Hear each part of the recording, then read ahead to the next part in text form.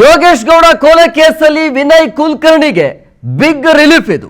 ವಿನಯ್ ಕುಲಕರ್ಣಿಗೆ ಈಗ ಹೈಕೋರ್ಟ್ ಜಾಮೀನು ಮಂಜೂರು ಮಾಡಿದೆ. ಶಿಕ್ಷೆ ಅಮಾನತು ಮಾಡಿ ಜಾಮೀನು ಕೊಟ್ಟಿರೋದು ಹೈಕೋರ್ಟ್.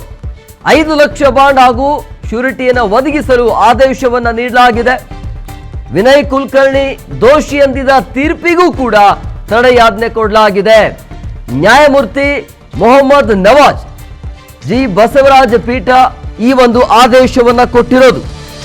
ಜೀವಾವಧಿ ಶಿಕ್ಷೆಗೆ ಒಳಗಾಗಿದ್ದ ವಿನಯ್ ಕುಲಕರ್ಣಿಗೆ ಬಿಗ್ ರಿಲೀಫ್ ಇದು. ಅಂದ್ರೆ ಜಾಮೀನು ಮಂಜೂರು ಆಗಿದೆ, ಮಧ್ಯಂತರ ಜಾಮೀನು. ಬಿಜೆಪಿ ಮುಖಂಡ ಯೋಗೇಶ್ ಗೌಡ ಕೊಲೆ ಕೇಸಲ್ಲಿ ಜೀವಾವಧಿ ಶಿಕ್ಷೆಗೆ ಒಳಗಾಗಿದ್ರು. ಈಗ ಬರೋಬ್ಬರಿ 106 ದಿನ ಆದ ಬಳಿಕ ಜಾಮೀನು ಮಂಜೂರಾಗಿದೆ.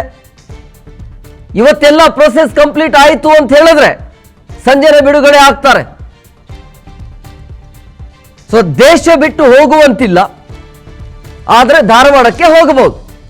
ಸಿಬಿಐ ಧಾರವಾಡಕ್ಕೆ ಅವಕಾಶ ಕೊಟ್ಟಿರಲಿಲ್ಲ, ಈಗ ಧಾರವಾಡಕ್ಕೆ ಹೋಗೋದಕ್ಕೆ ಅವಕಾಶ ಇದೆ. ಬಹುಶಃ ಇವತ್ತು ಸಂಜೆನೆ ಬಿಡುಗಡೆ ಆಗುವಂತ ಎಲ್ಲ ಸಾಧ್ಯತೆ ಕಂಡು ಬರ್ತಾ ಇದೆ. ವಿನಯ್ ಕುಲಕರ್ಣಿ ಸೇರಿ 10 ಆರೋಪಿಗಳಿಗೆ ಜಾಮೀನು ಮಂಜೂರಾಗಿದೆ.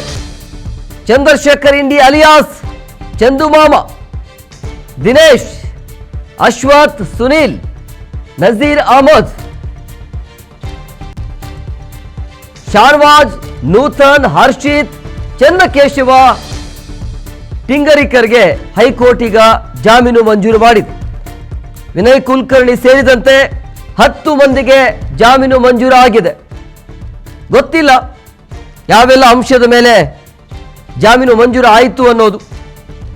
ನೋಡ್ತಾ ಇದ್ರಿ ಏನು ಪ್ರಕರಣ, ಏನು ಎತ್ತ ಅಂತ ಹೇಳಿ. ವಿನಯ್ ಕುಲಕರ್ಣಿ ಕೊಲೆ ಮಾಡಿಸಿದ್ದಾರೆ ಅಂತ ಆರೋಪ ಇರುತ್ತೆ. 2016ರಲ್ಲಿ ಹತ್ಯೆ ಪ್ರಕರಣದ ತನಿಖೆಯನ್ನ ಸಿಬಿಐಗೆ ವರ್ಗಾವಣೆ ಮಾಡುತ್ತೆ ಸರ್ಕಾರ.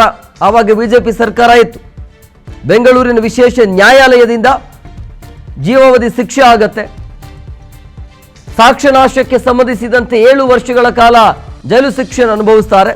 ಶಿಕ್ಷೆ ಪ್ರಕಟ ಬಳಿಕ ವಿನಯ್ ಕುಲಕರ್ಣಿ ಅವರಿಗೆ ಶಾಸಕ ಸ್ಥಾನ ಏನಿತ್ತಲ್ಲ ಆಟೋಮೆಟಿಕ್ಲಿ ಅದು ಅನರ್ಹ ಆಗತ್ತೆ.